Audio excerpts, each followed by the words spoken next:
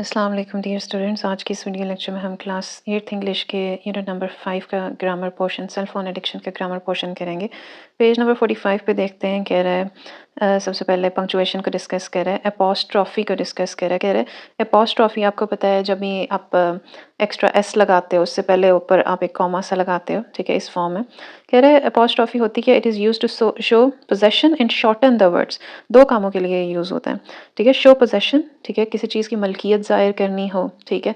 Ali's pen, अहमद्स जैसे लिखा हुआ है अहमद्स हाउस, ठीक है, ठीक है। राबियाज सिस्टर, राबियाज सिस्टर, ठीक है। तो ये अपोस्ट्रॉफी आप यूज़ करते हैं, एक तो पोजेशन शो करनी है और दूसरा एंड शॉर्टन द वर्ड्स, ठीक है। वर्ड्स को शॉर्ट करने के लिए कुछ वर्ड्स होते हैं उनकी कॉन्ट्रैक्टेड फॉर्म्स होती हैं।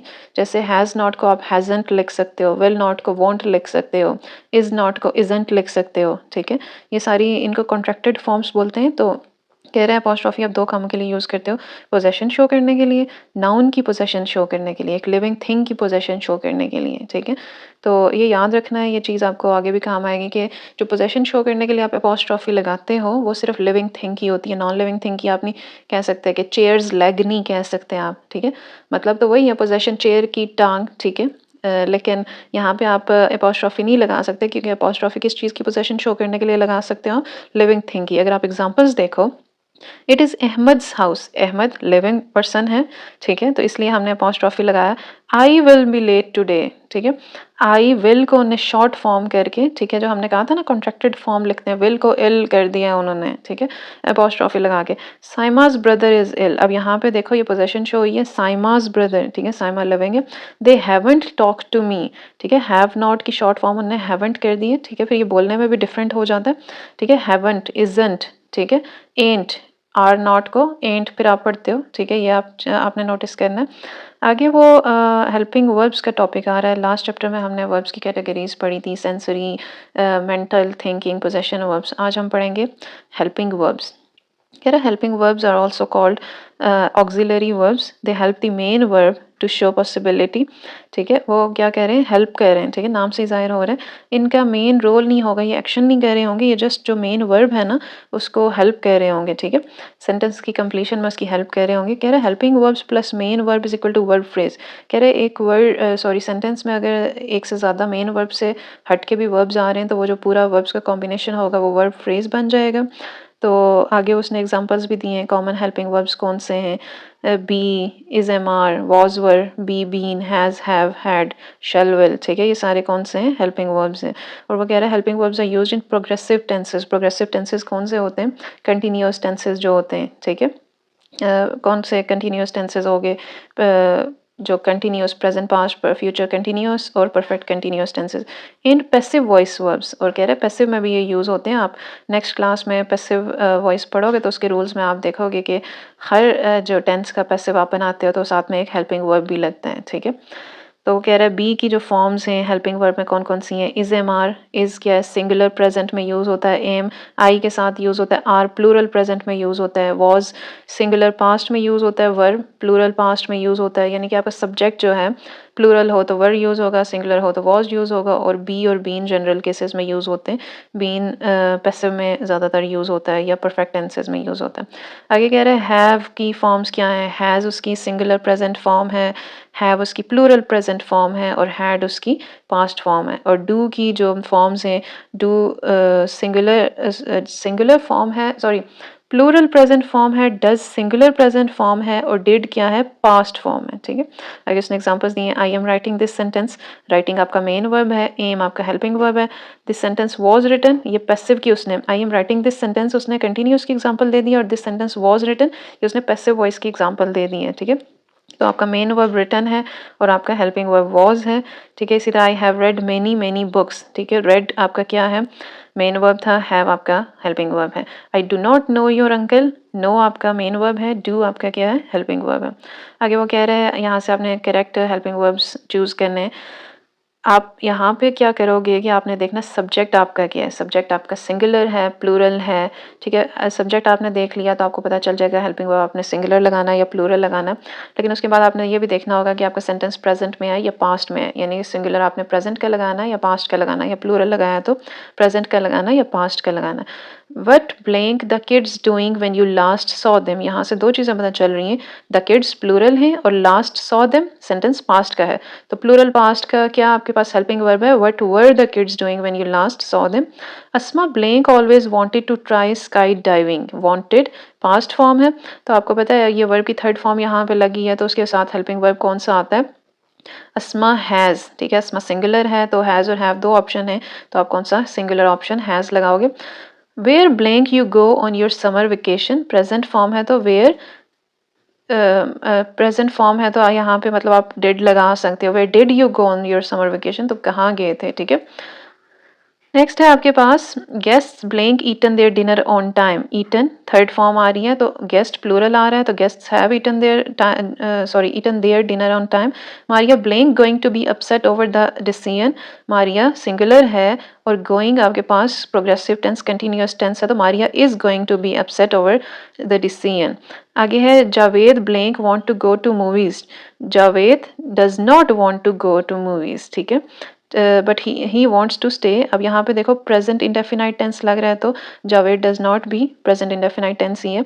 ही blank completed his work before evening, तो यहाँ पे कंप्लीटेड वर्ब की थर्ड फॉर्म लगी है तो ही हैज़ आ जाएगा, ही आपको पता है सिंगुलर है तो हैज़ भी सिंगुलर फॉर्म ही है।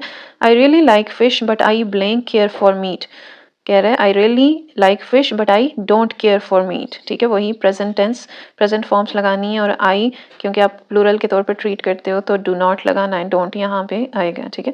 नेक्स्ट आपके पास टाइप्स ऑफ वर्ब्स कह रहे हैं ट्रांजिटिव वर्ब्स, ठीक है, दो तरह के मजीद वर्ब्स की कैटेगरीज आ जाती हैं, ट्रांजिटिव और इनट्रांजिटिव वर्ब्स। मेन डिफरेंस क्या है कि ट्रांजिटिव वर्ब्स में ऑब्जेक्ट रिक्वायर होता है, यानी कि जब तक आप ट्रांजिटिव वर्ब के साथ ऑब्जेक्ट नहीं लगाओगे बात कंप्लीट नहीं होगी, मीनिंग कंप्लीट नहीं होगा।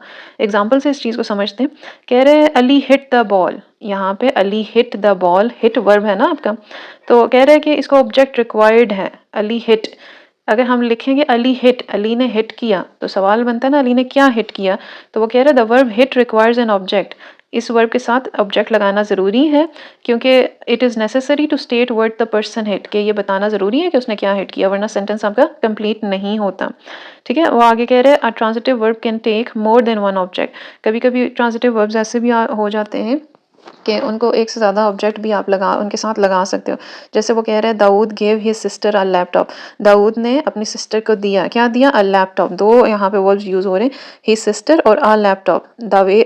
दाऊद गेव अ लैपटॉप भी आप लगा सकते थे, यहाँ पे भी बात कंप्लीट हो रही थी, लेकिन आपने डबल यहाँ पे ऑब्जेक्ट लगाया है कि Dawood gave his sister a laptop, तो वो कह रहा है कि यहाँ पे हिज सिस्टर इनडायरेक्ट ऑब्जेक्ट है और अ लैपटॉप डायरेक्ट ऑब्जेक्ट है, ठीक है। दाऊद एक्ट किस पे कर रहा है, ठीक है, ऑब्जेक्ट पे आप एक्ट कर रहे होते हो ना, तो दाऊद काम किस पे कर रहा है, लैपटॉप पे कर रहा है, यानी कि दाऊद देने का काम किस पे कर रहा है, लैपटॉप पे, यानी वो क्या दे रहा है, लैपटॉप दे रहा है, लेकिन दे किसको रहा है, हिज सिस्टर, अपनी बहन को दे रहा है। तो ये चीज़ें हैं आपने समझनी है कि एक डायरेक्ट ऑब्जेक्ट होता है जिस पर डायरेक्ट काम हो रहा होता है, और एक इनडायरेक्ट ऑब्जेक्ट होता है जो सेकेंड हैंड काम हो रहा होता है, ठीक है। तो वो कह रहा है कि आप इस सेंटेंस को यूं भी लिख सकते हो, Dawood gave a laptop to his sister, तो यहाँ से आपको पता चल जाता है कि डायरेक्ट ऑब्जेक्ट कौन सा है, अ लैपटॉप डायरेक्ट ऑब्जेक्ट है और हिज सिस्टर इनडायरेक्ट ऑब्जेक्ट है। और नेक्स्ट वो कह रहा है इनट्रांजिटिव वर्ब्स कौन से होते हैं, ऐसे वर्ब्स होंगे जिनमें डायरेक्ट ऑब्जेक्ट नहीं आएगा, ठीक है, इनको ज़रूरत ही नहीं होती, डायरेक्ट ऑब्जेक्ट के बगैर ही बात कंप्लीट हो जाती है। जैसे आप कहते हो आई वॉक, ठीक है, आई वॉक मैं चलता हूँ, फिर ज़रूरत नहीं है बताने की कि मैं कैसे चलता हूँ, सवाल नहीं मतलब यहाँ पे भी सेंटेंस पूरा मीनिंग दे रहा है, ठीक है। I run, I sleep, I walk, I laugh, I cry, ठीक है, इन सब में वर्ब डायरेक्ट ऑब्जेक्ट नहीं लेता, ठीक है। तो वो कह रहा है ही लाफ जैसे है तो यहाँ पे मीनिंग कंप्लीट हो रहा है, वो हंस रहा है, ठीक है, समझ आ रही है, ठीक है, तो ये इंट्रांजिटिव वर्ब है। फिर वो कह रहे हैं कुछ वर्ब्स ऐसे होते हैं वो ट्रांजिटिव के तौर पे भी एक्ट कर रहे होते हैं, इंट्रांजिटिव के तौर पे भी एक्ट कर रहे होते हैं, लेकिन हमें देखना पड़ता है कि सेंटेंस में वो ऑब्जेक्ट ले रहे हैं या नहीं ले रहे। फिर उसने आगे एग्जांपल्स दिए हैं, my parents play the piano, अगर आप इसको करते हैं माय पेरेंट्स प्ले, मेरे पेरेंट्स प्ले करते हैं, क्या प्ले करते हैं, क्वेश्चन बन रहा है ना, तो इसलिए ऑब्जेक्ट लगाना ज़रूरी है। लेकिन अगर हम लिखेंगे there were some kids playing in the street, कुछ बच्चे स्ट्रीट में खेल रहे थे, तो वहाँ पे क्या खेल रहे थे, ठीक है, ये क्वेश्चन नहीं बनता। समझ आ गई है? खेल रहे थे तो बंदा पिक्चर बना सकता है कि वो क्या कैसे खेल रहे थे, ठीक है। लेकिन जब आप कहते हो माय पेरेंट्स प्ले, तो सवाल बनता है कि वो कौन सा इंस्ट्रूमेंट प्ले कर रहे थे, ठीक है। We are reading your new book, ठीक है। वी आर रीडिंग, अगर हम बोलें कि वी आर रीडिंग, हम पढ़ रहे हैं, तो सवाल बनता है क्या पढ़ रहे हैं, ठीक है। लेकिन इसको जब इंट्रांसिटिव के तौर पे लोगे, वी आर रीडिंग, तो समझ आ रही है कि हम पढ़ाई कर रहे हैं, ठीक है। पढ़ाई कर रहे हो तो वहाँ पे क्या पढ़ाई कर रहे हो, नहीं, वहाँ पे मीनिंग कंप्लीट हो जाता है कि समझ आ जाती है कि पढ़ाई हो रही है, ठीक है। इसी तरह बाकी एग्जांपल्स भी आप देख लेना। मेन डिफरेंस हमने क्या पढ़ा है, ट्रांजिटिव तब होगा वर्ब जब उसको ऑब्जेक्ट की ज़रूरत होगी, इंट्रांजिटिव तब होगा वर्ब जब उसको ऑब्जेक्ट की ज़रूरत नहीं होगी, ऑब्जेक्ट के बगैर भी बात कंप्लीट होगी। अब वो कह रहे हैं इन वर्ब्स में बताएं कि कौन सा ट्रांजिटिव है कौन सा इंट्रांजिटिव है, क्योंकि ये सेंटेंसेस हमें दिए गए, तो हम इसमें सिर्फ देखेंगे कि ऑब्जेक्ट रिक्वायर्ड है या ऑब्जेक्ट नहीं required. The painter has been painting, painter painting कर रहा है फॉर आवर्स, घंटों से पेंटिंग कर रहा है। समझ आ रही है ना कि वो ऑब्जेक्ट नहीं लगा हुआ, लेकिन हमें समझ आ रही है पेंटिंग करना क्या होता है, ठीक है। मीनिंग कंप्लीट है, ये इंट्रांजिटिव वर्ब है, ऑब्जेक्ट रिक्वायर्ड नहीं है। She place the was on the table, उसने वॉज को टेबल पे रखा, ठीक है, प्लेस किया। अब अगर हम लगा देते शी प्लेस्ड, तो सवाल बनता है क्या प्लेस किया, उसने क्या रखा। तो जब तक ऑब्जेक्ट नहीं आता ये सेंटेंस कंप्लीट नहीं बनता था, तो ये ट्रांजिटिव वर्ब है। ही सेंट द मैसेज, उसने मैसेज भेजा। अगर मैं यहाँ से द मैसेज ऑब्जेक्ट निकाल दूँ, ही सेंट, उसने भेजा, क्या भेजा, फूल भेजे, चॉकलेट्स भेजी, या क्या कबूतर भेजा, क्या भेजा, ठीक है, सवाल बनता है। तो यहाँ पे ही सेंट, ये क्या है, ट्रांजिटिव वर्ब है। द परफ्यूम स्मेल्स नाइस, ठीक है। आपको ये भी पता होना चाहिए आपके सब्जेक्ट और ऑब्जेक्ट मोस्टली नाउन्स होते हैं, नाउन्स या प्रोनाउंस होते हैं। दैट परफ्यूम स्मेल्स नाइस, लेकिन नाइस यहाँ पे नाउन या प्रोनाउन नहीं है, ठीक है। तो ये आपका दैट परफ्यूम स्मेल्स, परफ्यूम से खुशबू आती है, ठीक है।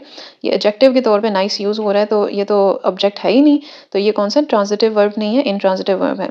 नेक्स्ट आपको कह रहा है please take the documents over to mister Asfan's office, please take, ठीक है, प्लीज ये ले जाएं, क्या लेके जाएं, सवाल बन रहा है ना, तो ऑब्जेक्ट रिक्वायर्ड है, ट्रांजिटिव वर्ब है। ही डिड नॉट हैव, उसके पास नहीं था, क्या नहीं था, सवाल बन रहा है। जब तक आप इवन आप पेनी विद हिम नहीं लगाओगे, मीनिंग कंप्लीट नहीं होगा, ये ट्रांजिटिव वर्ब है। यू मस्ट गिव मी, तुम्हें मुझे देना चाहिए, क्या देना चाहिए, ठीक है। तो the keys of the safe जब तक नहीं लगाओगे, मीनिंग कंप्लीट नहीं होगा, अगेन ट्रांजिटिव वर्ब है। आई स्पीक, मैं बोलता हूँ, क्या बोलता हूँ, ठीक है, सच बोलता हूँ, झूठ बोलता हूँ, ठीक है। जब तक आगे आप ऑब्जेक्ट नहीं लगाओगे, मीनिंग कंप्लीट नहीं होगा, इसलिए ये भी ट्रांजिटिव वर्ब है। ये थी आपकी ट्रांजिटिव एंड ट्रांजिटिव वर्ब्स की एक्सरसाइज, इंतहाई ईजी है, ठीक है। इसकी प्रैक्टिस करें तो ये कॉन्सेप्ट्स क्लियर हो जाएंगे, क्योंकि ये आपको 9th-10th में भी पूछे जाएंगे, फर्स्ट ईयर सेकंड ईयर में भी ये रिपीट होते हैं। नेक्स्ट आपके पास आ रहे हैं टाइप्स ऑफ सेंटेंसेस, इंतहाई इजी 5 टाइप्स ऑफ सेंटेंसेस है, आपकी बुक में 4 लिखी हैं, 5th भी आप 9th में जाके पढ़ोगे जब आप एक्टिव पैसिव पढ़ोगे। कह रहे हैं फर्स्ट टाइप ऑफ सेंटेंस है डेक्लेरेटिव सेंटेंस, ठीक है। इसको असर्टिव सेंटेंस भी कहते हैं, अफर्मेटिव सेंटेंस, नेगेटिव सेंटेंसेस इसमें आ जाते हैं, ठीक है। कह रहे हैं डेक्लेरेटिव सेंटेंस ऐसा सेंटेंस है दैट स्टेट्स अ फैक्ट, उसमें बस एक फैक्ट बताया जा रहा है, स्टेटमेंट दी जा रही होती है, ठीक है। डेक्लेरेशन है द स्टेट और डिक्लेयर समथिंग, कोई बात बताई जा रही है, ठीक है। सच सेंटेंसेज आर सिंपल स्टेटमेंट्स, ये सिर्फ स्टेटमेंट्स हैं, ठीक है, कोई इनमें मुश्किल बात नहीं होती। जैसे उसने एग्जाम्पल दिया, I want to be a good writer, एक स्टेटमेंट है।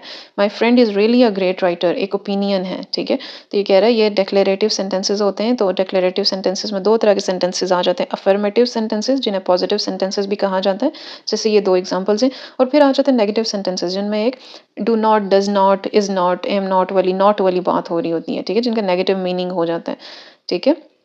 तो डेक्लेरेटिव सेंटेंसेस उसने आगे कहा है कि जिनका नेगेटिव मीनिंग होता है उनको नेगेटिव सेंटेंसेस कहा जाता है। नेक्स्ट वो कह रहे हैं इंपेरेटिव सेंटेंसेस होते हैं, इनमें क्या होता है, इनमें या तो कमांड दी जा रही होती है, ऑर्डर दिया जा रहा होता है, रिक्वेस्ट की जा रही होती है, या विश किया जा रहा होता है कुछ, ठीक है। ये इंपेरेटिव सेंटेंसेस में आ जाते हैं। Go to your room, order किया जा रहा है। Please lend me your book, request की जा रही है। Have a good time at the picnic, ठीक है, उसको दुआ दी जा रही है, विश की जा रही है। तो ये सारे इंपेरेटिव सेंटेंसेस में आ जाते हैं। इसी से मिलता जुलता ऑप्टेटिव सेंटेंस है, ठीक है, एक टाइप है जो आप 9th क्लास में पढ़ोगे जाके।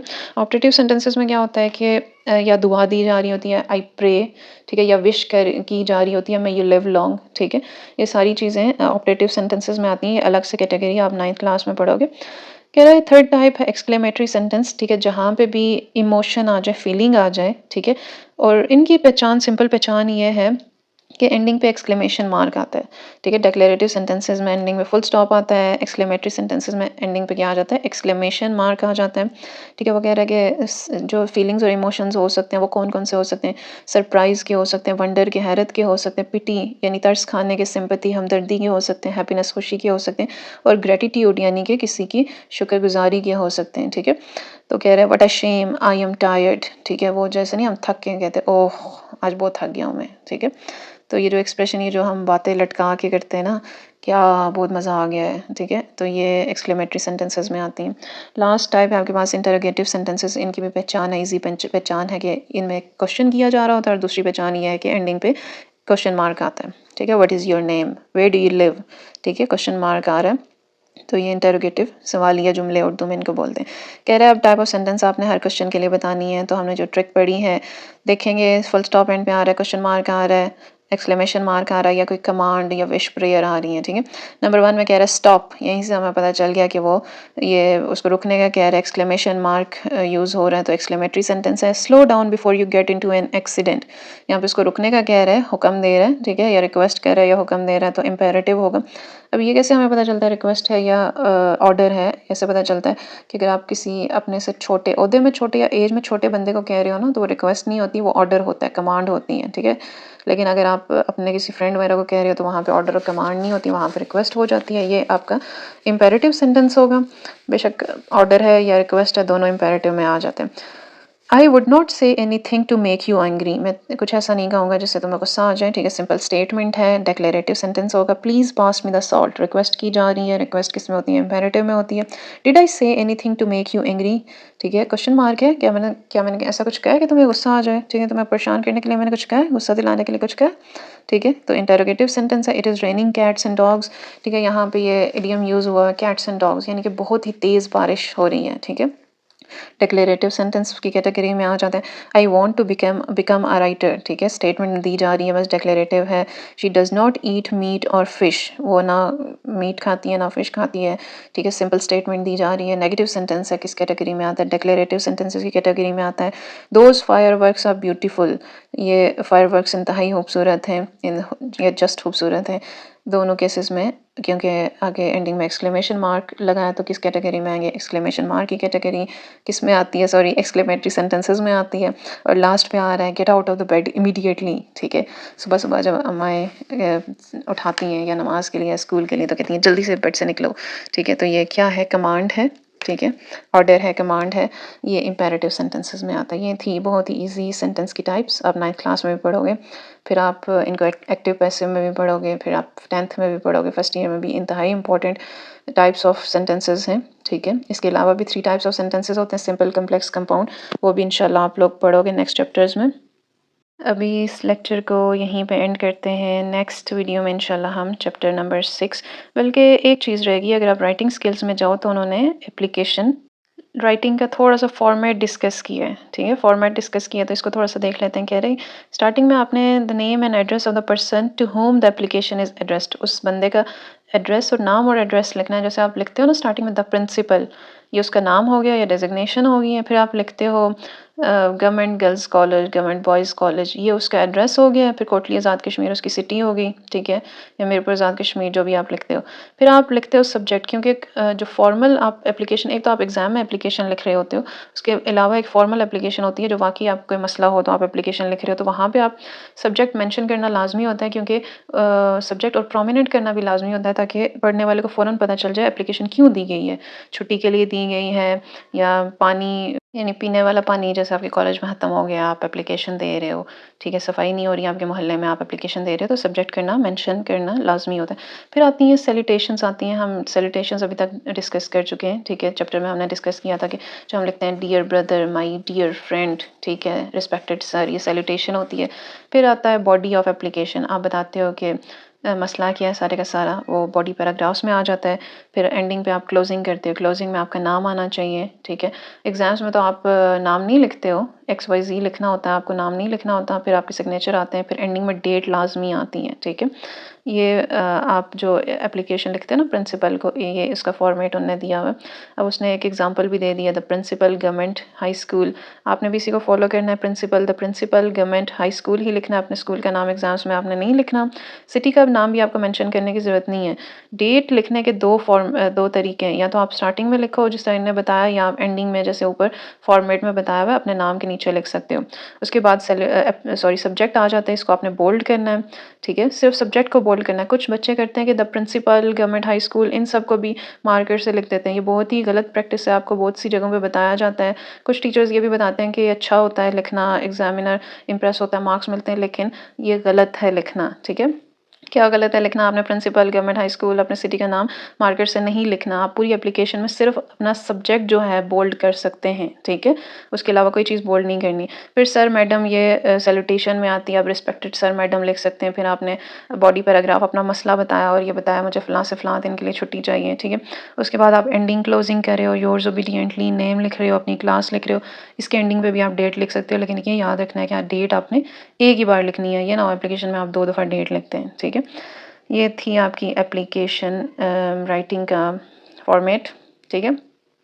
इंशाल्लाह अब नेक्स्ट चैप्टर में हम चैप्टर नंबर 6 जो है the wise and the wicked, इंतहाई इंटरेस्टिंग शॉर्ट स्टोरी है, उसको पढ़ेंगे, उसकी ट्रांसलेशन देखेंगे और उसके वर्ड्स मीनिंग सिनोनिम्स वगैरह डिस्कस करेंगे।